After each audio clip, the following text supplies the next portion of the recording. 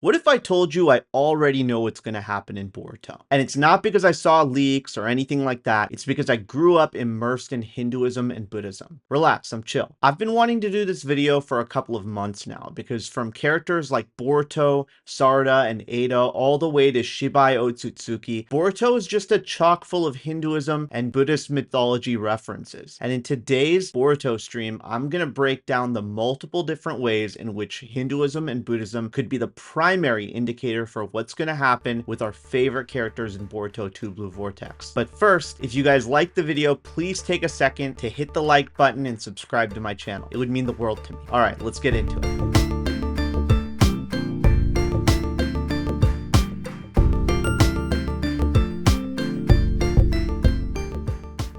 With all of the discourse that's happened online, I'd be remiss if I didn't start the video off by mentioning the theory that seems to be extremely popular on the internet. And that theory is that Shibai Otsutsuki is based on none other than the Hindu god Shiva. Shiva is one of the main and most famous Hindu gods and a member of the Trimurti, or the Hindu Holy Trinity of deities. And many of the details around Shibai Otsutsuki, including his appearance, seem to be influenced by Lord Shiva, including Shibai's third eye, which for Shibai appears to be a Rinne Sharingan, but for Shiva is a similarly shaped, all-seeing third eye. The similarities in appearance don't just stop there, however, as Shiva is a blue deity with long hair, just like Shibai. But beyond his appearance, there also are other aspects to Shiva that seem to work with Shibai's lore, including his place in the Trinity as the Destroyer. He's also supposed to be a meditating sage who has attained enlightenment, similar to Shibai's story arc. Now, I will jump in on this and say that I don't actually think Shibai Otsutsuki is totally based on the Hindu god Shiva. In fact, I think Shibai is based on the hundred-eyed demon from Japanese folklore, a yokai named Dodomeki. According to Japanese mythology, Dodomeki, the hundred-eyed demon, is a humanoid demon with horns that is covered in bird eyes. The demon thief steals from a temple near Mount Myojin, but overhears the monks preaching so much that it eventually becomes enlightened. But Shibai isn't the only character in Boruto with symbolism that matches Lord Shiva. In many tellings of the Hindu god Shiva's legend, he wears a crown in the shape of a crescent moon that looks extremely similar to Eida's Senrigan and is even linked to his all-seeing vision. The character, though, that may be most influenced by Lord Shiva in Boruto is none other than Boruto himself. I'm going to break down how Boruto may be symbolic of Lord Shiva as part of the Holy Trinity of Hinduism, and then I'm going to break down how Boruto may actually embody all of the Trimurti. The Trimurti is the Holy Trinity of Hinduism. It consists of three gods: Brahma, Vishnu, and Shiva. Brahma is the creator, Vishnu is the protector or the preserver, and Shiva is the destroyer. I'll break down now how each of the members of Team 7 could represent different members of the Trimurti. First, Mitsuki as Vishnu makes sense for a myriad of reasons. Vishnu is the protector, and Mitsuki from the beginning of the story makes it clear that his singular goal is to protect Boruto. Vishnu famously rides a snake which accompanies him everywhere. Similarly, Mitsuki is a snake sage and uses snakes to communicate and spy on targets. Sarada could play the role of Brahma in the Trimurti, although I think she's actually representative of another Hindu deity that's actually a member of another elite Hindu trinity that is connected to Brahma, but I'll get into that later. What's important to know about Brahma is that Brahma is the creator deity in Hinduism. He's associated with knowledge and creation as well as the truth. Sarada, with her quest for truth and spreading the truth, aligns with Brahma's attributes, suggesting her potential role in shaping the world around her through intellect and understanding. And as mentioned before, Boruto shares many similarities with Shiva, including the elements of his appearance and abilities. In Boruto 2 Blue Vortex, we see that Boruto's neck and throat have been reconstructed with Momoshiki's DNA, resulting in his skin turning blue. Similarly, Shiva is often depicted with a blue neck, which is the result of him consuming poison to save the universe. Basically, Boruto's blue neck could symbolize his willingness to self-sacrifice to save everyone else, just like Shiva. In Hindu mythology, Parvati prevents the poison from spreading through Shiva's body. I'll get into who I think represents Parvati later in this video. Shiva's third eye represents wisdom, insight, and the ability to see everything. Similarly, Momoshiki's Byakugan grants Boruto the power of precognition, allowing him to perceive moments before they actually materialize. Additionally, Boruto's Jogan, or pure eye that we see in the manga, allows Boruto to see chakra signatures, emotions, and even even other dimensions more completely than even the Byakugan. Shiva's sacred temple is in a place in India called Varanasi, but in the ancient era and ancient Hindu texts, this place was referred to as Kashi. In fact, in Japanese, Koji means healing and peaceful, and in Sanskrit, Kashin means shining light. So Kashin Koji could mean healing light. Just like Kashi was supposed to be a retreat for Shiva, Kashin Koji likely holds the secrets to Boruto's hideout. This is an important caveat here that I think will play a role in Kashin Koji's story arc. Kashin means excessive confidence or exaggerated assurance in Japanese, so it's possible that Koji's downfall will end up being that he overestimates his own ability to help Boruto. Now, it's possible that Boruto himself is representative of the entire Trimurti, as well as Lord Ganesha. I'll explain now how Boruto embodies each of these qualities. Boruto embodies Brahma's creator quality by having created so many new jutsus, including the Vanishing Rasengan, Rasengan Uzihiko, and the Boruto string. His genius intellect is also very much characteristic of Brahma. Meanwhile, Boruto's desire to protect his friends and preserve the way of the shinobi is characteristic of Vishnu. Boruto also having a snake summoning ability, as well as his close relationship with Mitsuki, is also very similar to Lord Vishnu. And while I've already touched on Shiva, I want to put some extra emphasis on Ganesha with his importance in Hinduism. Ganesha is widely considered to be a principal deity in Hinduism. Shiva and Parvati's eldest son Ganesha is the combination of two living entities, a boy Parvati created and the elephant head Shiva attached onto him after killing him. Ganesha coming back to life with characteristics of both creatures symbolizes unity and harmony. Similarly, Boruto's journey of not being able to survive without Momoshiki's data in his body may also lead him down to the path of attaining unity with Momoshiki. There's also visual symbolism here. Boruto's Borushiki form has a single horn that he broke. Similarly, Ganesha is depicted with a single broken tusk. Boruto is also the oldest child, just like Ganesha. Boruto has also died and come back to life, just like Ganesha. There are several other examples of how Boruto could be related to each of the Hindu Trimurti and Ganesha, but I want to quickly jump into another possible theory that should give us meaningful answers on what to expect for a few of the female characters in Boruto. That's because I believe that Sarada, Himawari, and Eida are all representative of the Tridevi, or the three Devis, or the three female principal deities in Hinduism. The three Devis are Saraswati, Parvati, and Lakshmi. And Kishimoto was pretty obvious with the references here. Sarada is another name for the Hindu goddess Saraswati. Saraswati is the Hindu goddess of learning and wisdom, so everything I said about Brahma applies here. There are several examples of Sarada embodying these traits, from Sarada's characterization of wearing glasses and having kind of a bookish personality, to a repeated quest to find and spread the truth. This was especially evident in Sasuke Shinden, when Sarada tries desperately to find out who her real father and mother are. But we also see Sarada hellbent on proving Boruto's innocence in the first chapter of Boruto 2 Blue Vortex as well. Another one that Kishimoto seems to be hitting us over the head with is Himawari as a representation of Parvati. Himawari seems to be derived from Hemavati, which is another name for Parvati. And Hemavati or Parvati is associated with having multiple inner forms, including Kali,